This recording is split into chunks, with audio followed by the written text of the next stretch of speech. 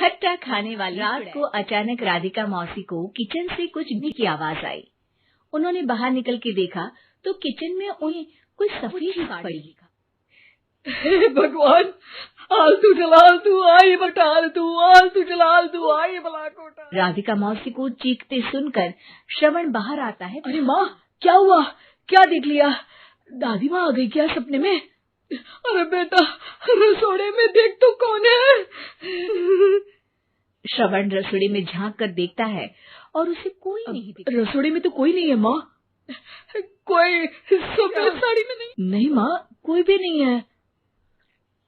चिल्लम की आवाज सुनकर काजल भी वहाँ आ जाती है।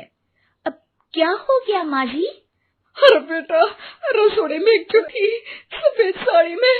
अरे क्या कर रही थी वो अंदर? अरे बताया नहीं, कल आएगी ना तो पूछ लूंगी। चुड़ैल जी का क्या प्लान है? माँ जी, रात बहुत हो गई है, आपने कोई बुरा सपना देखा, चलिए सो जाइए। राधिका मौसी पर उनको रात भर नींद ही नहीं आती। वो कुछ भी उलझुल बातें सोचने लगती है। कहीं चुड़ैल की वजह से तो घर में टेंशन नहीं हो रहा, कहीं उसी की वजह से तो वो दादी नहीं बन। सुबह जब राधिका मौसी रसोड़े में छानबीन करती है तो पाए कि नींबू का अचार गायब है। चुड़ैल नींबू का अचार ले गई। मुझे तो ठीक नहीं लग रहा कुछ। चुड़ैल को भी पता है कि जिंदगी का असली मजा तो खट्टे में ही है।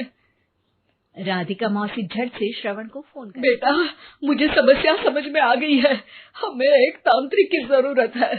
अरे क्या बोल रही हो माँ, तांत्रिक की क्या है? आप पूजा पाठ तो कर ही रही हो ना।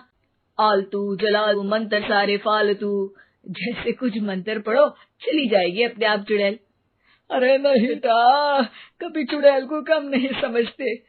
अरे तुझे भी नहीं चलेगा कि कभी वो छल करके काजल की जगह घर की बहू बन जाएगी।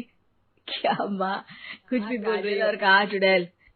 वैसे एक बात बताओ, काजल को अगर गाने के लिए बोल देना तो चुड़ैल काजल की आवाज सुनकर घर तो क्या, धरती लोग छोड़कर चली जाएगी।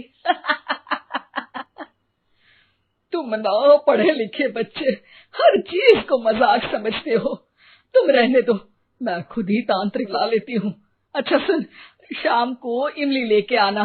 क्या है कि चटनी खाए बहुत हो गए है ना? नहीं माँ, इमली तांत्रिक से ही मंगवा लो ना, आटा वगैरह उसी से पिसवा लेना। देखो मुझे श्रवण रात को कई तरह सब्जियों के साथ माँ के कहने पे चटनी के लिए इमली भी ले आया था, लेकिन राधिका मौसी के दिमाग में अलग ही फिल्म चल रही थी। उन्हें अब सिर्फ शक ही नहीं यकीन होने लगा था कि शायद चुड़ैल श्रवण पर अपना जाल बिछा दिया था, जिस वजह श्रवण उनकी पर कोई नहीं। आने वाली रात में राधिका मौसी तैयार हो गई चुड़ैल को पकड़ने के लिए। रुद्राक्ष की माला, तुलसी का पत्ता, हनुमान चालीसा सब हाथ पासी था, बस चुड़ैल का इंतजार था। और जैसा राधिका मौसी ने सोचा था वैसा ही हुआ। वो रात भी आई, पर वो राधिका मौसी से तेज निकली और राधिका के उससे पकड़ने के पहले ही वो भाग खड़ी हुई। जरूर बहू पे साया है चुड़ैल का, तभी तो श्रवण के कमरे में गई है। अगली सुबह राधिका मौसी पिछली रात हुए हमले में किन चीजों का नुकसान हुआ उसका हिसाब लगा रही थी। उनके खेमे से आम के अचार की शीशी भी गायब हो चुकी थी और वो इमली भी जो कल श्रवण लेकर आया था। राधिका मौसी इस श्रवण जल्दी से रसोड़े में आकर दवाइयों की पोटली ढूंढने लगता है। अरे बेटा, क्या हो गया? अब माँ, वो काजल की तबीयत खराब, बहुत घबराहट हो रही है उसे। हे भगवान, मैंने पहले ही कहा था कि तांत्रिक को बुला लेते हैं, पर नहीं। अब देखो, उस चुड़ैल ने को अपने वश में करना शुरू भी कर दिया है। हालांकि श्रवण भूतों में विश्वास नहीं करता था, पर अब वो भी डर जाता है और राजी हो जाता है एक तांत्रिक। कुछ ही घंटों में तांत्रिक आ जाते हैं और राधिका मौसी तांत्रिक जी को बता देती है। घोर संकट, घनघोर संकट, चुड़ैल को मारू जोर चाकट, ओम भट स्वाहा खटखा के आहा। अरे ये क्या मंत्र है? मेरे खुद के ओरिजिनल मंत्र है, कल रात को ही लिखे हैं। अच्छे लगे तो दाद चाहूंगा। एक और मंत्र, अर्ज किया है, आब्राकडाब्रा, दिल्ली, बम्बई, आगरा, चंदा मामा सोबरले मामुजारा। ये मंत्र है? अरे कोई चालीसा वालीसा पढ़ो ना।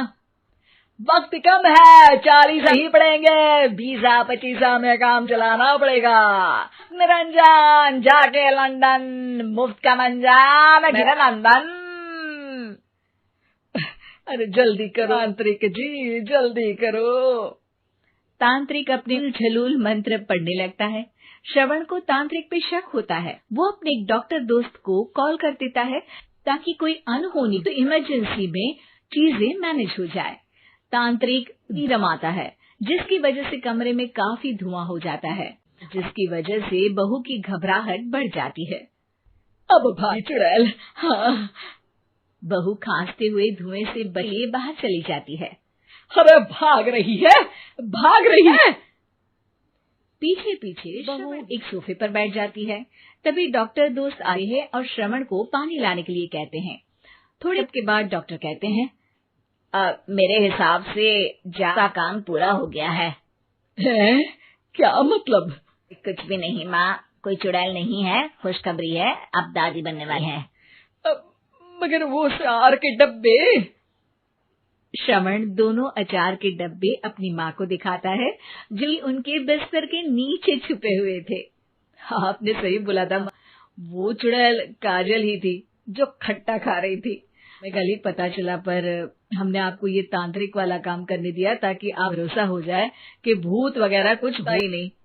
अच्छा अच्छा, ये तो बड़ी खुशी की बात है। पर बेटा मुझे एक झाड़ू तो ला दे। क्यों माँ?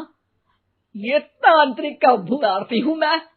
अब तांत्रिक राधा मौसी के डर से घर से भाग निकलता है और राधा मौसी उसके पीछे भागती है।